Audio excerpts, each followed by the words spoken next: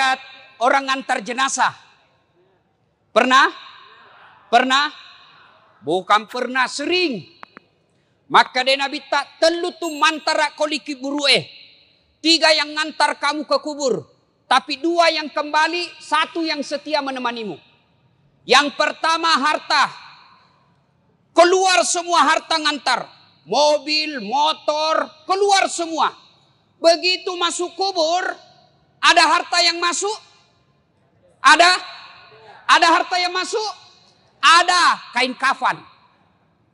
Tidak ada orang mentang-mentang kaya kasih masuk handphone, kasih masuk kipas angin. Tidak, kaos kaki saja orang Islam tidak boleh kau pakai. Yang kedua mengantar kita apa? Keluarga. Keluar semua teman-teman, keluarga kita, sahabat kita pergi mengantar ke kubur. Tapi begitu masuk di kubur, ada yang mau temani? Ada yang mau temani? Tidak. Meskipun bapak kalau meninggal istrinya, meskipun sayang sama istri, mau masuk di kubur. Nabi bilang, kemanapun kau pergi, aku akan mengikutimu. Gunung kan kudaki, lautan ku seberangi, masjid kau lewati. Masuk di kubur, ada yang mau temani? Tidak. Yang ketiga kata Nabi, yang mengantarmu amal. Inilah yang akan mengikutimu kemanapun kau pergi. Masuk di kubur, dia akan masuk. 2 jenis amal. Amal kebaikan, amal keburukan. Masuk. Taman iki buru ditimbun.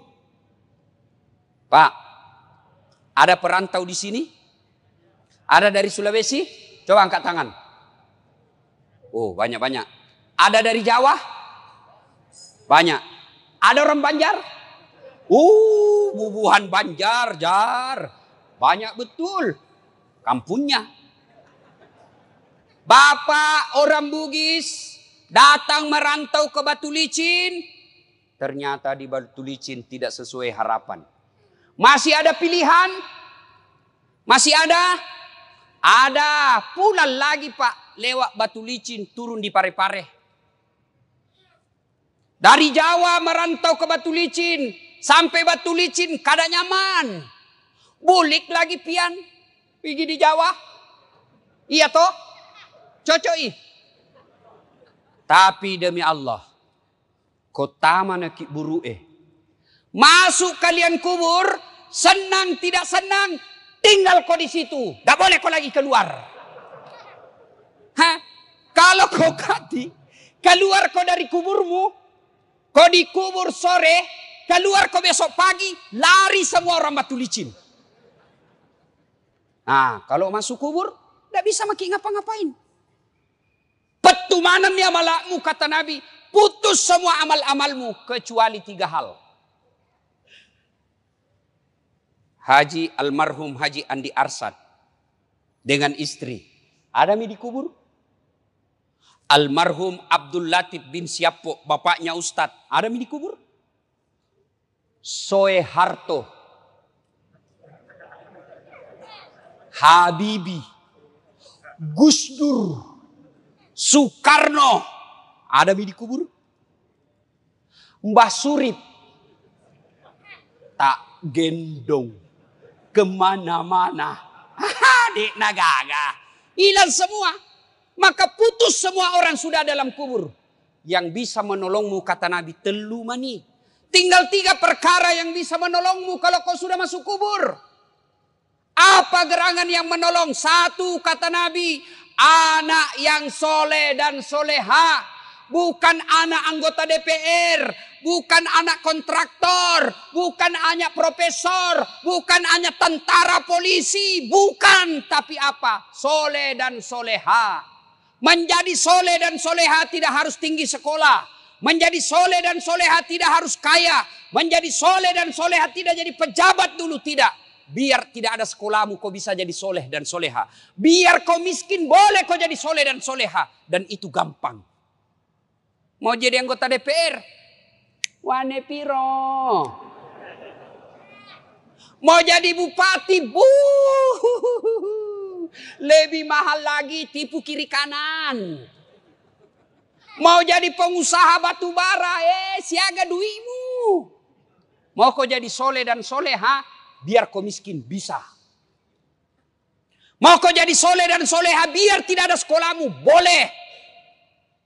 Gampang. Nih, bapak-bapak ini di depan saya sudah muka-muka sakaratil maut. Di mana-mana dia.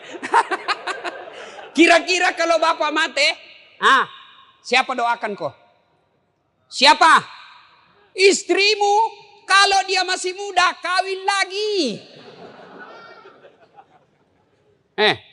Ibu-ibu, kalau meninggal, siapa doakan?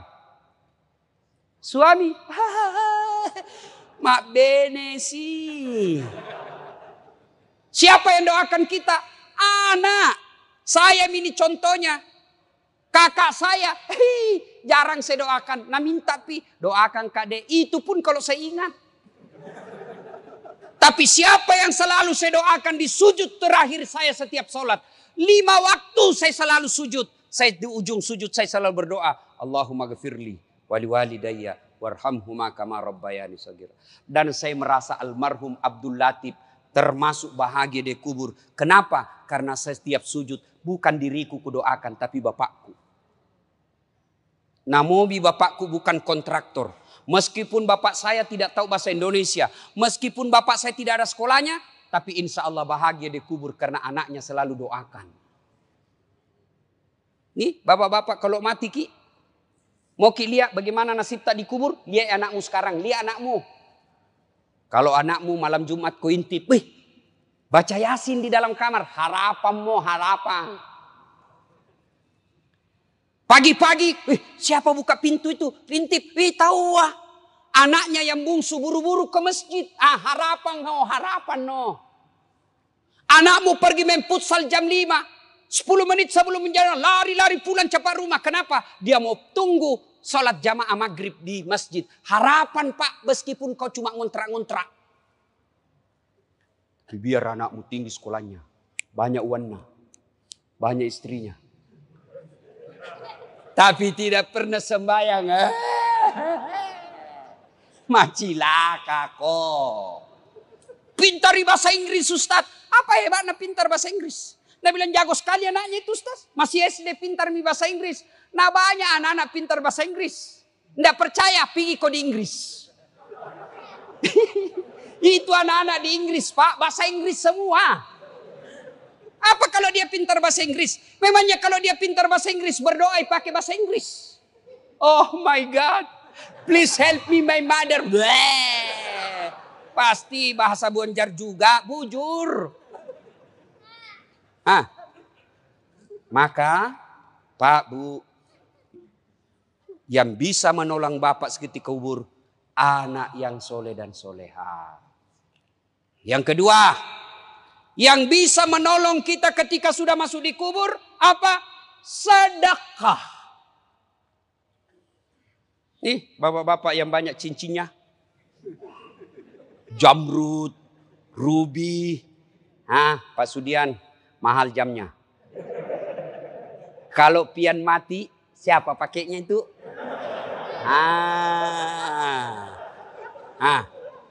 Untung tidak ada ibu-ibu di sini. Saya bilang sama ibu, halo ibu-ibu ini istri-istri orang kaya. Kalau kau mati siapa yang pakai cincinmu? Siapa yang pakai gelangmu? Siapa yang pakai kalungmu? Siapa yang pakai antingmu? Siapa yang pakai berlian dan emasmu? Dia teriak, anakku Ustaz, pret. Bukan anakmu yang pakai, siapa? Istri kedua. Karena suamimu pasti kawin lagi. Dia dengar istriku, mamanya cek. Dah dengar ini ceramahku, nah lihat di YouTube. Pulang nah panggil Kak Ustaz. Jadi nanti kalau mati Kak, mau ki kawin lagi. Saya bilang sini kau sayang. Saya kasih tahu kau baik-baik sayangku. Jangankan kau mati, masih hidup kau saja. Nah saya selalu berpikir kawin lagi. Apalagi kau mati no way. Tidak. Maka bapak-bapak, jangan kau berharap nanti anakmu yang sedekah. Jangan. Lebih baik kau sedekah memang nih sekarang. Di Sulawesi Selatan, mohon maaf kalau ada keluarganya di sini. Ada yang namanya Haji Andi Sose. Ketua Legiun Petran, sudah arwah sekarang. Beliau kalau saya tidak salah 99 tahun meninggal atau lebih 100 tahun. Tidak pernah kita dengar sakit. Tidak pernah dihina orang. Tidak pernah kita dengar cerita jelek. Hebatnya 165 masjid dia bangun di Sulawesi. Kalau Bapak ke Sulawesi Selatan, ada Bapak lihat masjid 45, itu beliau yang bangun. Kira-kira di Batu Licin ini, Tanah Bumbu, ada orang membangun 165 masjid. Tidak ada pipa. Dan tidak pernah kita dengar bangkrut. Maka Bapak kalau susah hidupmu, kenapa ini saya miskin terus? Karena tidak mau kau bersedekah. Bagaimana mau bersedekah dan miskin? Bersedekah kau supaya kaya kau. Yang kau tunggu kaya baru bersedekah. Sedekah itu tidak selalu fulus. Ada masjid dibangun. Ada dengar di komplek kita masjid dibangun. Sedekah kau. Yang kaya sedekah kau dengan semen, besi, tembok, semen. Yang pejabat sedekah kau dengan tanda tanganmu. Yang tidak punya jabatan, yang tidak punya uang, sedekah kau dengan tenagamu. Pergi kau angkat semen. Saya tidak kaya, tidak pejabat, tidak kuat Ustaz. Tapi saya mahasiswa, sedekah kau dengan otakmu. Pikir bagaimana supaya ini, pikir ini. Ustaz, saya pandai menggambar. Nanti saya gambarkan. Saya pandai ada ketik komputerku, saya ketik undangannya. Itu sedekahmu. Saya bukan pejabat, saya bukan orang kaya, saya bukan mahasiswa, saya tidak punya tenaga kerja keras. Apa sedekahmu? Diam kau. Yang kau banyak bicaramu. Ada juga itu tidak pernah datang berjamaah, tidak pernah nyumbang, tidak pernah ikut rapat. Mak kok bawa nolah cilaka. Ya mega bicara. Sedekahlah Pak. Bapak-bapak ini terutama kita yang sudah tua. Sedekah Pak. Demi Allah kalau Bapak sudah masuk kubur. Menantinya bukan 1 tahun kau dikubur.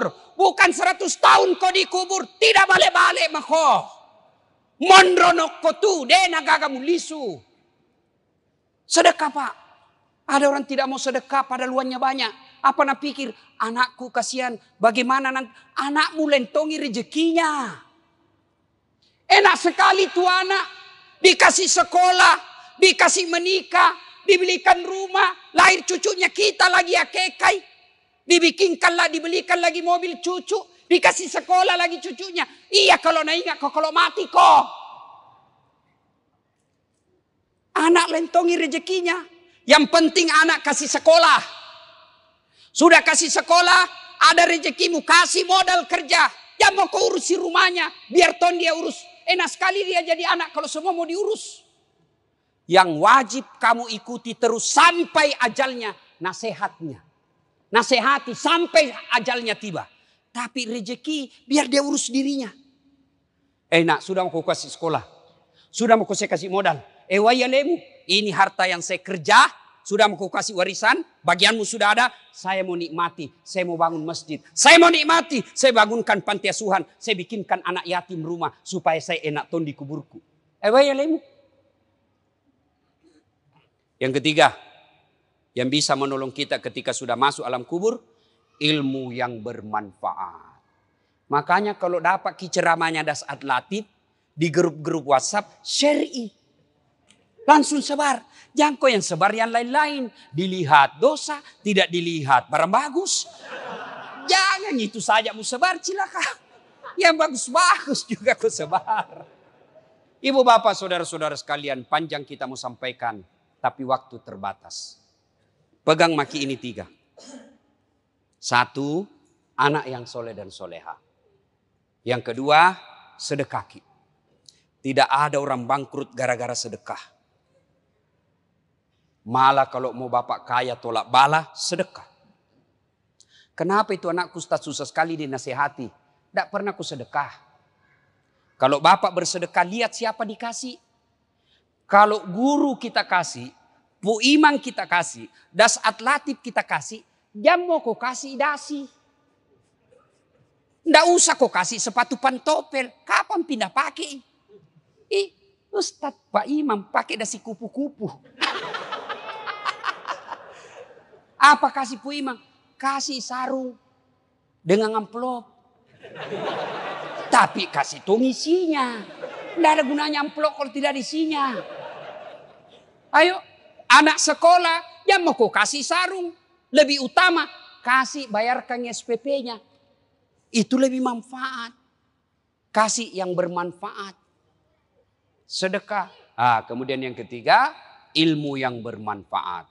Bapak dalam grup WhatsApp punya 10 grup. Sebarkan 10. 10 grup itu masing-masing anggotanya 100, 1000. 1000 Bapak sebarkan dakwah-dakwah. Masa tidak ada yang ngamalkan? Kalau ada yang ngamalkan, selama dakwah itu diamalkan, maka yang menyebarkan dapat pahala. Ustadznya dapat pahala, yang menyebarkan juga dapat pahala. Tapi sebaliknya kalau Bapak selalu sebarkan berita-berita bohong. Seperti hoax soal vaksin. Vaksin ada chip. Ada besinya. Komunis. Siapa ajar kok? Bilang ada besinya di sini Ustaz. Mati semua itu tentara sama polisi kalau itu vaksin jelek. Mana ada polisi sama tentara belum divaksin? Tanya mungkin itu polisi ada di sana. Tanya Mi. Tanya. Sudah divaksin toh? Ya mau kau vaksin tidak terima gajimu. Itu. Kalau vaksin ini jelek Pak. Pasti tentara sama polisi sama pegawai negeri mati semua Mi. Sudah semua divaksin. Saya sudah divaksin. Alhamdulillah sehat walafiat. Tapi Bapak yang sebarkan berita-berita bohong soal vaksin. Selama berita itu beredar. Selama itu Bapak edarkan kebohongan. Dapat dosa. Meskipun Bapak sudah mati dikubur. Dapat kok dosa. Daripada sebarkan berita bohong, mending sebarkan berita kebaikan. Terima kasih, lebih dan kurangnya mohon dimaafkan. Mari kita kirimkan suratul Fatihah kepada Rasulullah Muhammad SAW. Khasiat dan keutamannya kita ikhlaskan kepada almarhumah Hajjah Wardatul Wartiyah binti Haji Abdul Somad dan arwah Haji Andi Arsad Peta Tahang. Al-Fatihah.